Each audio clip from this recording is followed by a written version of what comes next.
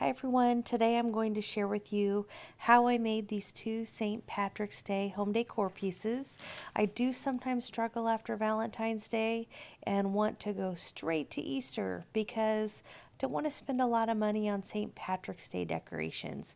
So this year I took a trip to Dollar Tree and gathered some of those infamous dollar items, the vases and some of the decor pieces. And I was able to put both of these pieces together for less than $5. It was really just a little over $4. So it's an average of $2 per decoration. So I'm going to show you how I put all of this together in this video.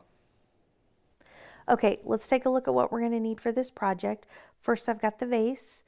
I've also got the styrofoam that's going to hold the sticks. I've got tissue paper. I'm going to use this St. Patrick's Day garland. There's 5 different pieces. I'm actually going to cut those apart and use these sticks to create these decorative picks that I'm going to put into this vase. Got scissors, hot glue, and so ready to get started. Okay, I'm going to start by taking the St. Patrick's Day garland and taking it apart into different pieces. Now, right here you see me cutting it. I'll quickly discover all I really need to do is pull the ribbon, and that will come easily just rip off and give me these 5 different components. I love it anytime I can find a garland with sturdy pieces that I can really just turn into some kind of vase display, because it gives height to some of my home decor, and it makes it really inexpensive. I think I bought this for $1 or $2. So I got that cut, and now I'm trying to figure out what size I need to cut the styrofoam into so that I can use it to really stick my picks in. I like it to be really tight. This was a block that I bought for $1. I think I've already used it for another project, but I've just got to get that cut down. I always just stab my scissors. There's probably a better way, but I just got to get it broken off. And then what you'll see here is I get this piece and I wrap it in tissue so that even though I'm going to fill it with shred, you can't see the white styrofoam in there. But I do learn as I'm doing this that it's way too loose. Once I start sticking the sticks in, I know it won't hold. So you'll see I quickly cut another piece, cover it with tissue, and stuff it down into the vase also. You need the styrofoam to be tight in here. If the idea is it's going to hold those picks into place, you can't have a lot of space around the styrofoam, or your sticks are just going to be kind of tilting and folding over.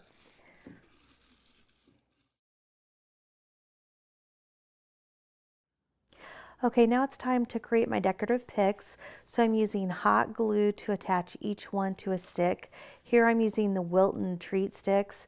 I love these because they're super easy to break to get your varying heights. I can get a bag of 20 with a coupon for just a couple dollars, and I like it because they are already white. You can also use the dowel rods. You can get longer dowel rods, a bag of those at Walmart for 97 cents. At Dollar Tree, you can get them for $1. They're a little bit shorter. I like the longer ones a little bit better.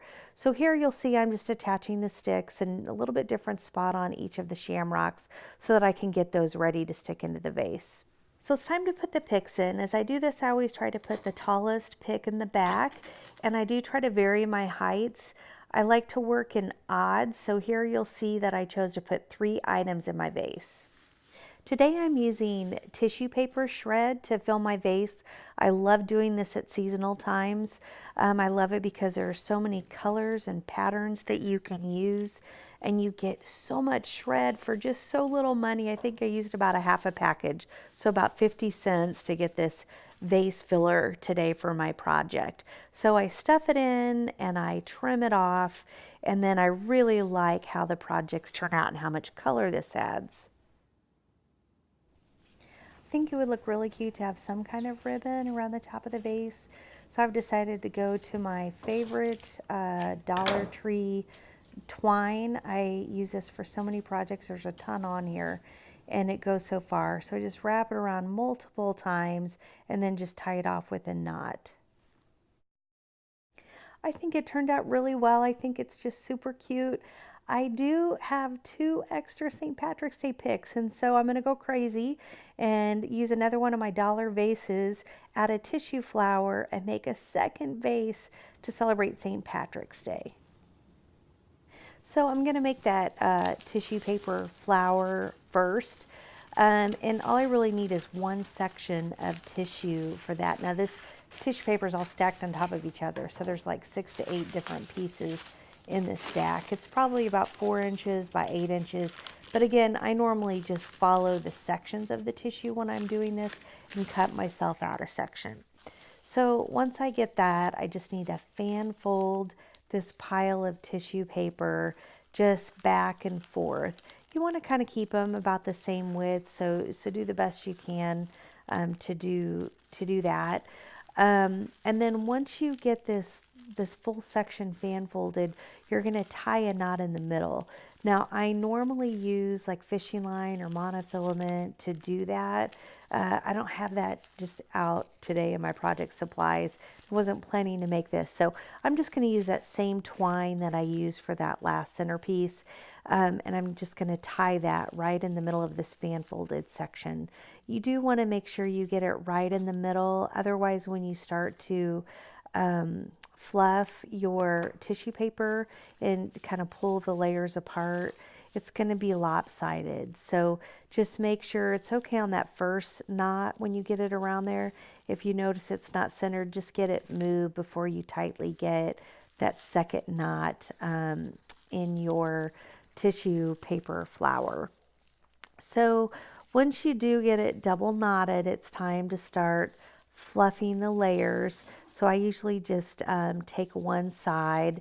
Here I'm just trimming that twine's pretty thick, which is why it's best to use fishing line. I'm just trimming that off. And it works just fine. I just wanted to get it out of my way. I do need to kind of curve those in, so you see me, almost looks like a petal, cutting a rounded side onto each end of this folded tissue paper that I've created. And then once I do that, I do begin to fan fold, first pulling the side out. I think it's a lot easier if you kind of pull the fan fold apart before you start separating the layers. It's kind of easier to get into those layers. So I just do it one at a time. You have to be kind of careful or you can rip the tissue, and you probably will rip a little bit of tissue. That's not that big of a deal. But I just pull apart the layers. Again, there's only like 6 to 8 pieces on each side, so it doesn't take that long. And then once you finish one side, flip it over and get the other side fluffed and pulled out. And you'll end up with a really nice looking fluffy tissue flower. So now I need to get one of my sticks attached to my flower. I'm just going to put a dot of glue kind of in between where that flower, in between, you'll see the natural opening. So I'm going to put a big dot of glue in there and then just stick my stick. Be really careful because that tissue paper is super thin. You're going to be pushing it together. You might even want to use like some plastic. Sometimes I use a plastic spoon, something to press. I did burn my finger a little bit in this. So just be really careful when you're pulling that together so that you don't end up burning your finger. But you do need to hold it for that 30 seconds so that glue can get nice and dry around that flower, so then that it'll be ready to stick into your centerpiece once you get that styrofoam in there. So I have this one teeny tiny piece of styrofoam left from my project that I'm going to use for the second vase. So I'm just wrapping it. I've got another little piece of scrap green tissue, so wrapping it in that tissue again so the white doesn't show through.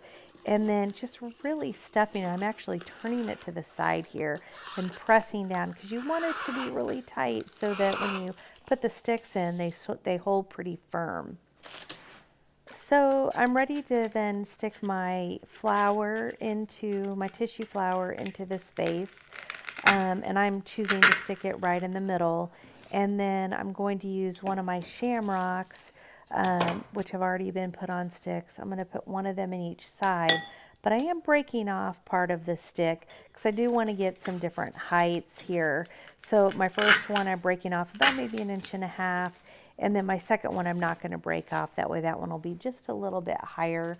And I think that'll give it a little bit, at least a tiny bit of varying degree of heights in my vase. And then I'm ready to stuff my vase with the rest of my tissue paper shred. Like I said earlier, I only did, I don't know, maybe half a package of tissue and shredded that up, and that's filling both of these vases, and I still have a big pile over here, so that tissue paper shred goes really far, but it looks really cute when you get it tucked in. And then trim off the extra pieces. Don't just shove it down in there. I like it better if it looks full and you're just kind of trimming the top. I'm really happy with how the project turned out today.